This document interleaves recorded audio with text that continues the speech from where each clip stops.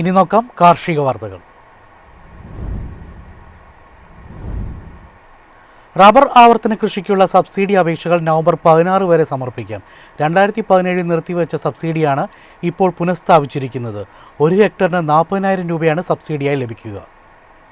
Rubber board subsidy അപേക്ഷകൾ സ്വീകരിക്കുന്നത് കേന്ദ്ര സർക്കാരിന്റെ സർവീസ് പ്ലസ് പോർട്ടൽ വഴിയാണ്. തോട്ടത്തിലെ പ്രായമായ റബ്ബർ മരങ്ങൾ മുറിച്ച് പുതുതായി തൈ നടുന്നവർക്ക് ഈ ആനുകൂല്യം ലഭിക്കും. അപേക്ഷകൾ ഫീൽഡ് ഓഫീസർമാരെ പരിശോധനയ്ക്ക് ശേഷം ഓൺലൈനായി അപ്ലോഡ് ചെയ്യാമെന്ന് റബ്ബർ ബോർഡ് നിർദ്ദേശിച്ചിട്ടുണ്ട്. ഇതുകൂടാതെ റബ്ബർ കൃഷി വ്യാപനത്തിനുള്ള പുതിയ കേര പദ്ധതിയിലേക്കും സബ്സിഡിക്ക് ഇപ്പോൾ ഓൺലൈനിൽ അപേക്ഷിക്കാം. തിരുവനന്തപുരം, പത്തനംതിട്ട, കോട്ടയം, കണ്ണൂർ, പാലക്കാട്, മലപ്പുറം ജില്ലകളിലെ കർഷകർക്ക് ഹെക്ടറിന് 75,000 രൂപ സബ്സിഡി നൽകുന്ന പദ്ധതിയാണിത്.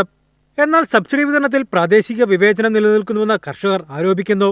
കേരളം, തമിഴ്നാട്, കർണാടക, ഗോവ തുടങ്ങിയ പരമ്പരാഗത റബ്ബർ കൃഷി മേഖലകൾക്ക് ഹെക്ടറിന് 40,000 രൂപ മാത്രമാണെങ്കിലും വടക്കിഴക്കൻ സംസ്ഥാനങ്ങളിൽ അതേ കൃഷിക്ക് 1.5 ലക്ഷം രൂപ വരെ സബ്സിഡി ലഭിക്കുന്നതായി കർഷകർ ചൂണ്ടിക്കാട്ടുന്നു. ഗോത്രവർഗ മേഖലകളിൽ റബ്ബർ തൈ നട്ട് പരിപാലനത്തിനും ടാപ്പിങ്ങിനും പ്രത്യേക പരിശീലനവും ലഭ്യമാണ്. എന്നാൽ ഈ ആനുകൂല്യങ്ങൾ പരമ്പരാഗത മേഖലകളിലെ കർഷകർക്ക് ലഭ്യമല്ല. News desk, MyFin TV.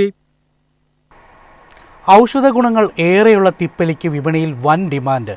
കുരുമുളക് ചെടിയോട് സാമ്യമുള്ള ഇവയുടെ വേര് തുടങ്ങിയവയാണ് ഔഷധാവശ്യങ്ങൾക്കായി ഉപയോഗപ്പെടുത്തുന്നത്. ഉണങ്ങിയ തിപ്പലിക്ക് വിപണിയിൽ 1200 രൂപയ്ക്ക് മുകളിലാണ് വില ഇപ്പോൾ.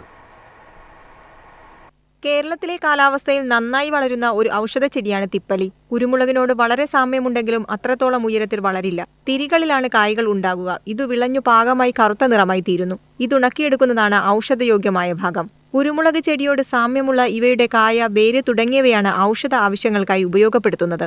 ഉണങ്ങിയ തിപ്പലിയുടെ വിപണി വില ഇപ്പോൾ 1200 രൂപയ്ക്ക് മുകളിലാണ്. മഴക്കാലം ആരംഭത്തിലാണ് തിപ്പലി കൃഷി ചെയ്യുന്നത്. ഗ്രോ ബാഗുകളിലും കൃഷി ചെയ്യാം. ആദ്യ വർഷം ഹെക്ടറിൽ നിന്ന് 100 മുതൽ 150 കിലോഗ്രാം വരെ വിളവ് ലഭിക്കും. തിപ്പലി ഉപയോഗപ്പെടുത്തിയാണ് ഭൂരിഭാഗം ലേഹ്യയോഗങ്ങളും ചൂർണയോഗങ്ങളും ഉണ്ടാക്കുന്നത്.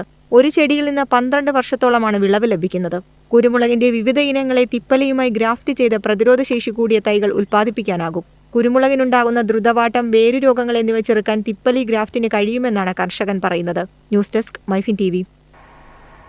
കമ്പോള നിലവാരം.